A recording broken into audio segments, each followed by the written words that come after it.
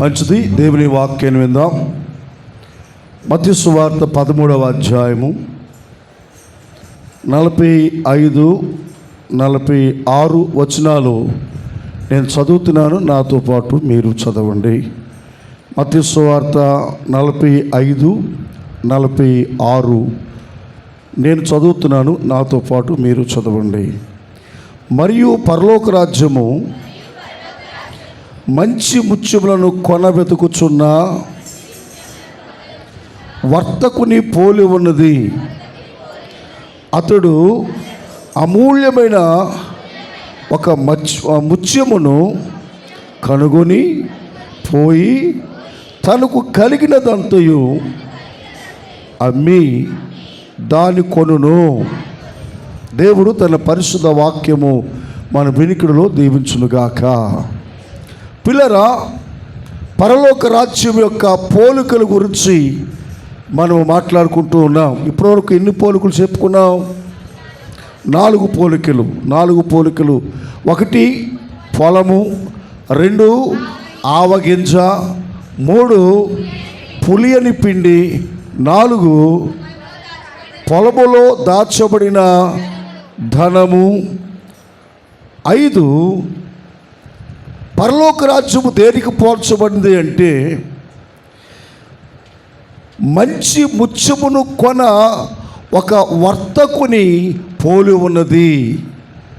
దేనికి పోలి ఉందండి? ముత్యాలు కొన్న వర్తకునికి పోల్చబడింది పరలోక రాజ్యం.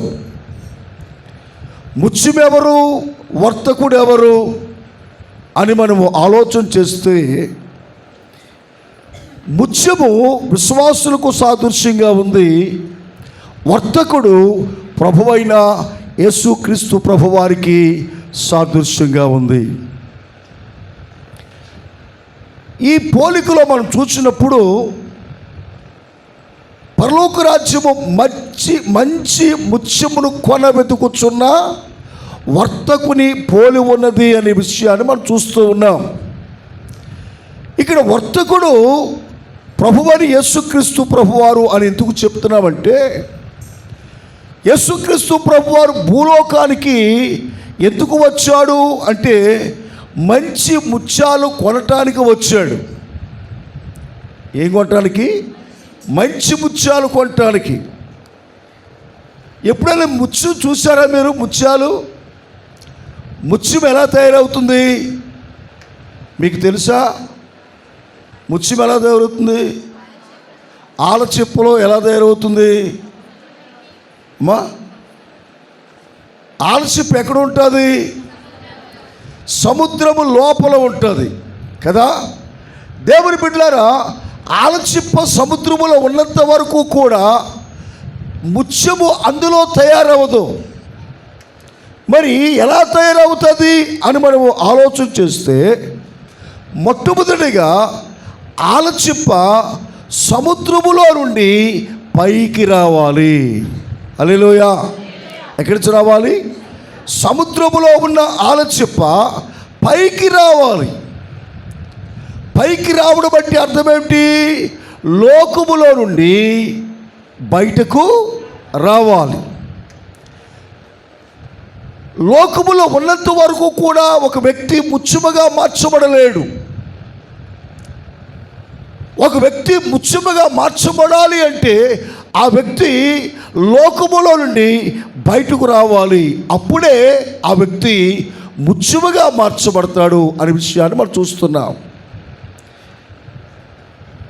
కాబట్టి విశ్వాసం ఎప్పుడూ కూడా ముత్యముగా మార్చబడాలంటే లోకానికి మనకు ఎటువంటి పోలిక సంబంధము అనేది ఉండకూడదు. అందుకనే పేతురు గారు అపోస్తుల కార్యము 2వ అధ్యాయంలో ఈ విధంగా మాట్లాడుతూ ఉన్నారు. చూడండి, అపోస్తుల కార్యములు 2వ అధ్యాయము 37వ వచనాన్ని మనము చదివినట్లయితే, 40వ వచనం చదవండి. ఇకను అనేక విధములైన మాటలతో సాక్ష్యమిచ్చి మీరు మూర్ఖులకు ఈ తరము వారికి వేరై రక్షణ పొందుడని వారికి హెచ్చరిక చేసెను.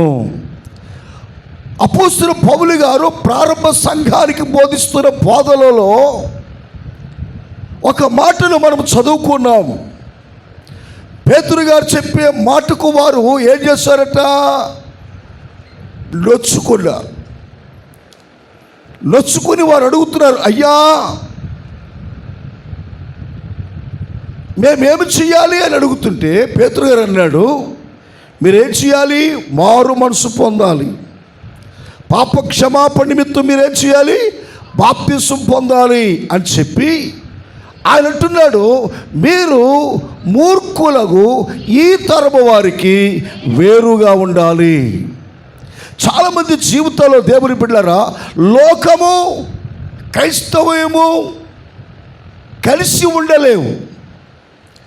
లోకము క్రైస్తవ్యము ఎలాంటిదంటే వెలుగు చీకటి వంటిది. క్రైస్తవ్యము వెలుగై ఉంటే లోకము చీకటి వంటిది. కానీ ఈరోజు దేవుని బిడ్డలారా, దేవుడు ప్రతి వ్యక్తిని కూడా ఒక ముత్యముగా మార్చాలన్నది ఆయన ఉద్దేశం. అందుచేతనే ముత్యము తయారవ్వాలంటే ఆలచిప్ప ఆ సముద్రములో నుండి బయటకు రావాలి. వచ్చిన తర్వాతే ఆలచిప్పలో అద్భుతం జరుగుతుంది. మనము క్రైస్తవులుగా ఉండాలంటే, దేవుని బిడ్డలుగా ఉండాలంటే మనము కూడా లోకానికి మనము వేరై ఉండాలి. మూర్ఖులకు ఈ తరము వారికి వేరై ఉండాలి.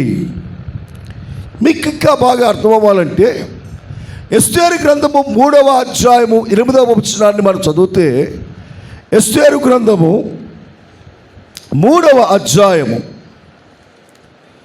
ఎస్తేరు గ్రంథము 3వ అధ్యాయం 8వ వచనం చదువుదామా?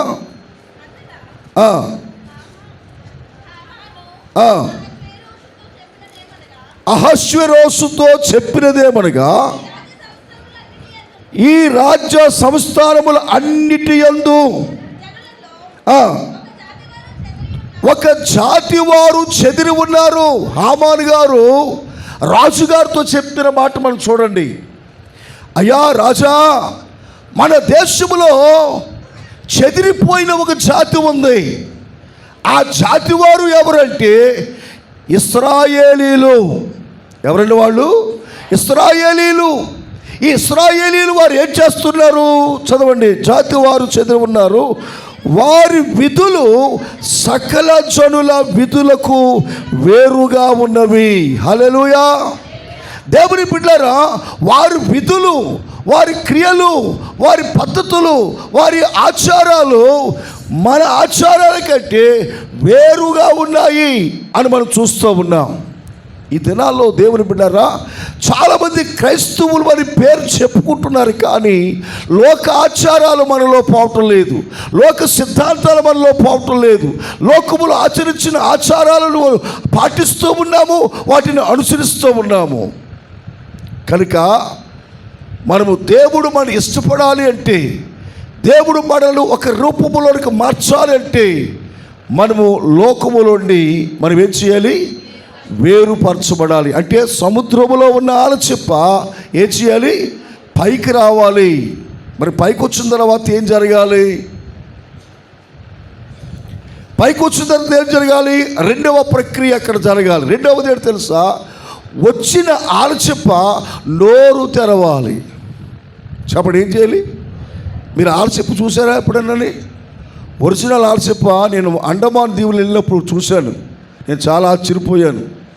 నేను చిన్నప్పటి నుంచి చిన్న ఆలచిప్పలు చూశాను, కానీ పెద్ద పెద్ద ఆలచిప్పలు చూడలేదు. ఏమండి, అక్కడ ఒరిజినల్ ఆలచిప్ప తెలుపు రంగులోను బంగారు ఛాయలోను కలిపి ఉంది. ఈ దాదాపు ఈ టీపాయ్ అంత పెద్దగా ఉంది. అది చాలా మంచి అందంగా ఉంది ఆ ఆలచిప్ప. అది సముద్రంలోది పైకి వచ్చిన తర్వాత కురుస్తున్న వర్షానికి అది ఏం చేస్తుందంటే దాని నోరు తెరుస్తుందట. చెప్పండి, ఏం తెరుస్తుంది? నోరు తెరుస్తుంది. ఈ నోరు తెరిచేటప్పుడు ఆ ఆలచిప్పులోనికి ఎన్ని నీటి చుక్కలైతే వెళతాయో అన్ని నీటి చుక్కలు కూడా లోపల పొరలాంటి ఉంటుంది. ఆ పొరలోనికి నీళ్ళు చుక్కలు వెళ్తాయి. నీళ్ళు చుక్కలు వెళ్ళగానే ఆలచిప్ప ఏం చేస్తుంది? మూసుకుని పోతుంది. దేవుని బిడ్డలారా, ఒక వ్యక్తి జీవితంలో కార్యము జరగాలంటే, ఒక వ్యక్తి జీవితంలో మార్పు రావాలంటే, ఒక వ్యక్తి జీవితంలో మారు మనసు రావాలంటే ఆ వ్యక్తి హృదయము తెరవబడితేనే కానీ మార్పు రాదు. హల్లెలూయా. ఏం తెరవబడాలి? ఏమంటే ఏం తెరవబడాలి? హృదయము తెరవబడాలి. గుళ్ళోకి వచ్చి వాక్యం చదివి వాక్యం విని వెళ్ళిపోవటమే కాదు. ఇప్పుడు మనకి అర్థమవడానికి ఒక మాట చెప్తాను. ఇప్పుడు భోజనం పళ్ళెంలో భోజనం పెట్టాను నేను. భోజనం పెట్టిన తర్వాత భోజనము కడుపులోకి వెళ్ళాలంటే ఏం తెరవాలి? నోరు తెరవాలి. అంతేనా? నోరు తెరవకుండా భోజనం లోపలికి వెళ్ళదు. అలాగే వాక్యం వినాలంటే ఏమి తెరవాలి? హృదయము తెరవాలి. ఎస్కేల్ ప్రవక్తతో అంటాడు, 3వ అధ్యాయంలో ఒక అద్భుతమైన విషయాన్ని ఆ వాక్యంలో చూస్తున్నాం. నరపుత్రుడా, నీ నోరు బాగుగా తెరవము అన్నాడు. ఏం తెరవాలండి? నోరు తెరవాలి. నీవు నోరు తెరిచినట్లయితే నేను దానిని నింపుదును అంటున్నాడు. ఎవరి తెరవబడ్డ నోరు కాదు, తెరవబడవలసింది ఏంటి? హృదయము తెరవబడాలి. ఈరోజు దేవుని బిడ్డలారా, సంఘానికి వస్తున్నారు కానీ చాలామంది హృదయాలు తెరవబడిన హృదయాలుగా లేవు. అందుకనే క్రైస్తవ జీవితంలో మార్పు అనేది రావట్లేదు. హల్లెలూయా, హల్లెలూయా. ఒక పేషెంటు మందులు వాడితే ఆ పేషెంట్లో ఏం చూస్తాం మనం? మార్పు చూస్తాం. మందులు వాడకుండా ఉన్నాడు అనుకోండి, ఆ పేషెంట్ ఎలా ఉంటాడు? ఎప్పుడు ఎలా ఉన్నాడో అలాగే ఉంటాడు. ఈరోజు దేవుని బిడ్డలారా, సంఘానికి వెళ్ళటం మంచిదే. సంఘానికి వెళ్తున్నాను, పాటలు పాడుతున్నాను, వాక్యం వింటున్నాను, వాక్యం చదువుతున్నాను, కారుకి వేస్తున్నాను అనుకుంటున్నారు. కానీ ప్రతి ఆదివారము చెప్పబడిన వాక్యం కొరకు చెప్పండి, హృదయము తెరవబడ్డం లేదు. హృదయము తెరవబడితే సంఘాలు ఆధ్యాత్మికంగా ఎదుగుతాయి, ఆత్మీయ స్థితిలో బలపరచబడతాయి. ఈరోజు దేవుని బిడ్డలారా, క్రీస్తు పోలిన వారిగా ఈరోజు సంఘాలు లేవు. సంఘాల్లో దురాత్మ పనిచేస్తుంది. కనుక దేవుని వాక్యం ఏం చెప్తుంటే, ఆలచిప్ప పైకి రావాలి మొదటిది. రెండవది, వచ్చిన ఆలచిప్ప ఏం చేయాలి? నోరు తెరవాలి. నోరు తెరిచినప్పుడు ఆలచిప్పలోనికి ఏం వెళ్తాయి చెప్పండి? నీటి బిందువులు వెళ్తాయి. ఆ నీటి బిందువులు వెళ్ళిన తర్వాత మళ్ళీ ఆలచిప్ప ఏం చేస్తుంది? నోరు మూసుకుపోయి మళ్ళీ సముద్రంలోకి వెళ్ళిపోతుంది. ఒక నీటి మరి బొట్టు, ఆలచిప్పలో ఉన్న నీటి బొట్టు ముత్యముగా మారటానికి ఎన్ని సంవత్సరాలు పడుతుందో తెలుసా? 3 సంవత్సరాలు పడుతుంది. ఎన్ని సంవత్సరాలు? 3 సంవత్సరాలు పడుతుంది. దేవుని బిడ్డలారా, ఆలచిప్ప ఎక్కడ తయారవుతుంది? ముత్యము ఎక్కడ తయారవుతుంది? ముత్యం ఎక్కడ తయారవుతుంది? ఆలచిప్ప లోపల, పైన, లోపలే కదండి, లోపలే. భక్తి లోపల, పైన. భక్తి లోపల ఉండాలా, పైన ఉండాలా? కానీ ఈ రోజున భక్తి ఎక్కడుంది? పైన భక్తి. ఏమండి, పైకి భక్తి చేస్తున్నారు కానీ లోపలేము లేదు, శక్తి లేదు. అందుకనే పౌలు అంటాడు, మీరు పైకి భక్తి గలవారు వలె ఉన్నారు కానీ మీరు దేవుని శక్తిని ఆశ్రయించిన వారిగా ఉన్నారు. ఈరోజు దేవుని బిడ్డలారా, ఆలచిప్పల లోపల ఎలాగైతే నీటి బిందువు ముత్యముగా తయారవుతుందో అలాగే మన హృదయంలో వాక్యం ఉంటే మన జీవితాన్ని భక్తి రీతిగా మార్చగలదు. హల్లెలూయా, హల్లెలూయా. ఇటలీ పటాలంలో కొర్నేలి అనే వ్యక్తి ఉన్నాడు. ఆ వ్యక్తికి ఎవరి పేరుతుంది? భక్తి కలిగిన వాడు అని పేరుతుంది కదా. చెప్పండి, ఏం పేరుతుంది? అపోస్తుల కార్యం 10వ అధ్యాయం చదవండి, మొదటి వచనం చదవండి. అపోస్తుల కార్యము 10వ అధ్యాయం చదవండి ఒకసారి. ఇటలీ పటాలమనబడిన పటాలములో శతాధిపతి అయిన కొర్నేలియను, చూసారా, భక్తి పరుడు ఒకడు కైసరియలో ఉండేది. ఎవరున్నాడు? భక్తి పరుడు. భక్తి హృదయానికి సంబంధించింది, భక్తి శరీరానికి సంబంధించింది కాదు. భక్తి హృదయానికి సంబంధించింది కాబట్టి ఈ భక్తి హృదయాన్ని మారుస్తుంది, హృదయాన్ని మార్పు చేస్తుంది. ఈ రోజున దేవుని బిడ్డలారా, బడాయి భక్తి, లడాయి భక్తులు ఎక్కువైపోయాయి. ఏ భక్తి? బడాయి భక్తి, లడాయి భక్తి. పేరుకు మాత్రమే క్రైస్తవులు కానీ భక్తి లేని క్రైస్తవులు, విశ్వాసం లేని క్రైస్తవులు, ప్రార్థన లేని క్రైస్తవులు, రక్షణానుభవం లేని క్రైస్తవులు, వాక్యానుభవం లేని క్రైస్తవులుగా జీవిస్తున్నాం ఈ దినాలలో మనము. అలాంటి వారిని దేవుడు ఇష్టపడ్డాడు. కనుక దేవుని బిడ్డలారా, ముత్యము తయారవ్వాలంటే ఆలచిప్ప మొట్టమొదటిగా సముద్రంలోంచి పైకి రావాలి. రెండవదిగా ఆలచిప్ప నోరు తెరవాలి. ఆలచిప్పలో ముత్యము తయారవటానికి దాదాపు 3 సంవత్సరాలు పడుతుంది. దేవుని బిడ్డలారా, ఆలచిప్పలో ముత్యము తయారవుతుంది కనుక ప్రతి విశ్వాసి కూడా భక్తి హృదయములో కలగాలి, భక్తి హృదయములో ఉండాలి. హృదయము మారితే మనిషి ఆటోమేటిక్గా మారిపోతాడు. హల్లెలూయా. అందుకని ప్రభు చెప్పిన మాట ఏంటో తెలుసా? హృదయము నిండిన దాన్ని బట్టి, చెప్పండి, హృదయం నిండిన దాన్ని బట్టి, హృదయంలో భక్తి నిండింది అనుకోండి, మన నోరు కూడా భక్తి మాటలే వస్తాయి. హృదయంలో పాపం నిండింది అనుకోండి, మన నోరు కూడా పాపం మాటలు వస్తాయి. హృదయంలో కోపం నిండింది అనుకోండి, మన పెదవులు కోపంతోనే మాట్లాడతాయి. హృదయంలో అసూయ ఉందనుకోండి, మన పెదవులు కూడా అసూయగా మాట్లాడతాయి. హృదయంలో ప్రేమ నిండింది అనుకోండి, మన పెదవులు కూడా ప్రేమగా మాట్లాడతాయి. కాబట్టి పిల్లరా, భక్తి అనేది అంతరంగ హృదయానికి సంబంధించింది. భక్తి అనేది నీ హృదయానికి సంబంధించింది. మార్పు అనేది నీ హృదయం మారితే నీ బ్రతుకు, నీ జీవితమే మారిపోతుంది. హల్లెలూయా, హల్లెలూయా, హల్లెలూయా. శరీరం మార్చుకోవడం కాదు, గుడికి వెళ్తున్నాను కానీ తెల్ల బట్టలు వేసుకోవడం కాదు, గుడికి వెళ్తున్నాను కానీ తెల్ల సరి కట్టుకోవడం కాదు, గుడికి వెళ్తున్నాను కానీ బైబిల్ పట్టుకుని రావడం కాదు, గుడికి వస్తున్నానని మన పాటల పుస్తకం పట్టుకుని రావడం కాదు. గుడికి వచ్చేటప్పుడు నీ భక్తి హృదయములో ఉండాలి, హృదయం మార్పు చెందాలి, అంతరంగ పురుషుడు మార్చబడాలి. అంతరంగము మార్చబడినప్పుడు నీ శరీరములో మార్పు ఆటోమేటిక్గా వచ్చేది. హల్లెలూయా, హల్లెలూయా. నీ శరీరంలో మార్పు ఆటోమేటిక్గా వచ్చేది. ఒక విషయం చెప్పి నేను ముందుకు వెళ్తాను. యేసు క్రీస్తు ప్రభువారు ఉన్న ఆ దినాలలో యేసు ప్రభువారు సమరయ పట్టణం గుండా వెళ్ళాడు. ఆయన సమరయ దేశంలో ఒక బావి దగ్గర, యాకోబు బావి దగ్గర కూర్చున్నాడు కదా.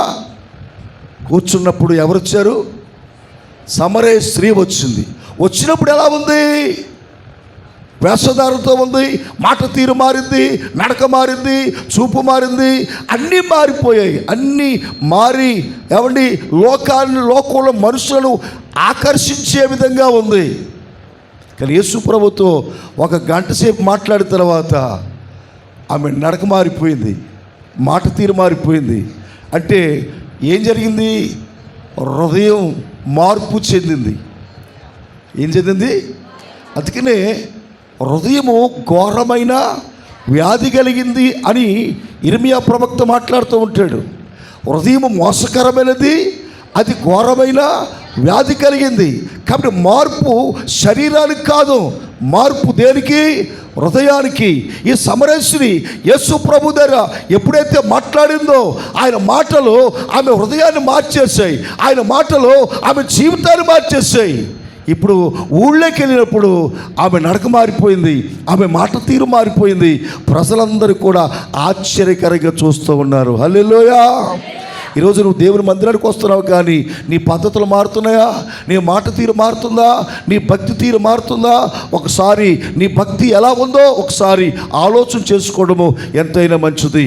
మొదటిది చెప్పండి, ముత్యము ఆలచిప్ప సముద్రం పైకి రావాలి.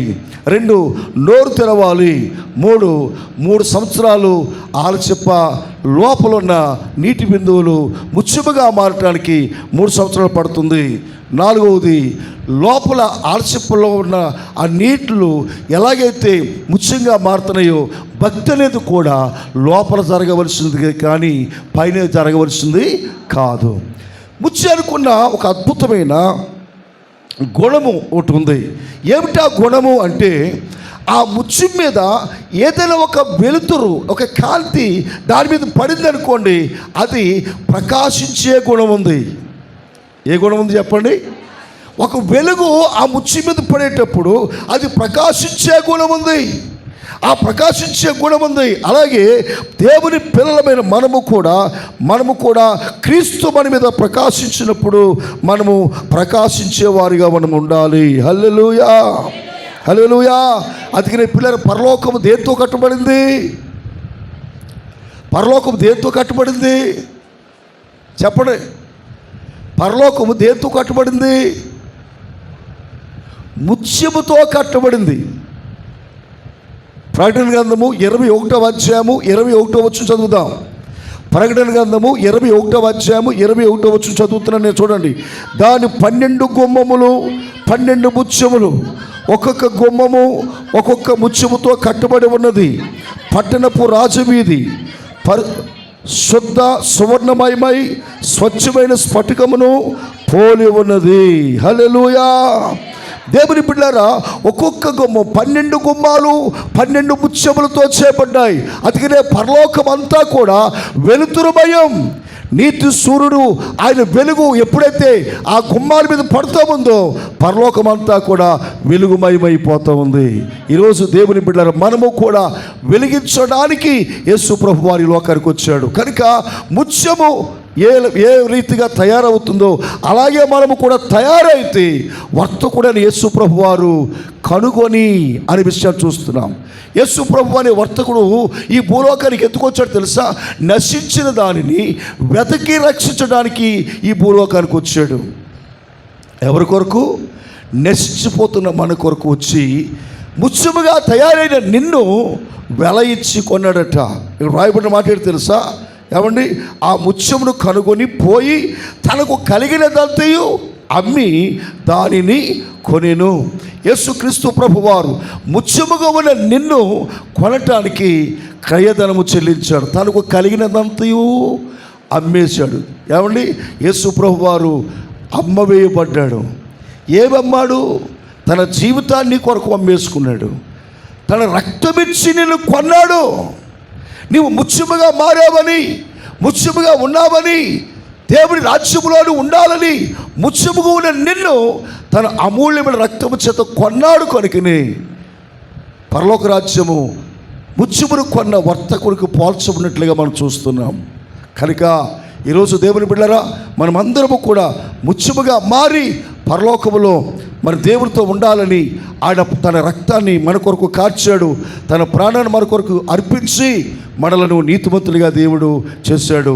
దేవుడి చిన్న మాటలను దీవించి ఆశీర్వించునుగాక. ఆమేన్. ప్రార్థన చేసుకుందాం, తల ఉంచుదాం. సర్వాధికారియు కృపగల మా తండ్రి, నీ ఘనమైన పరిశుద్ధ నామమునకు వందనాలు స్తుతులు చెల్లిస్తున్న మా ప్రభువా, ఈ రాత్రి సమయంలో నీవు అందించబడిన వర్తమానం బట్టి వందనాలు. ముత్యము గురించి చాలా అద్భుతమైన విషయాలు మేము నేర్చుకున్నాము నాయన. అది పై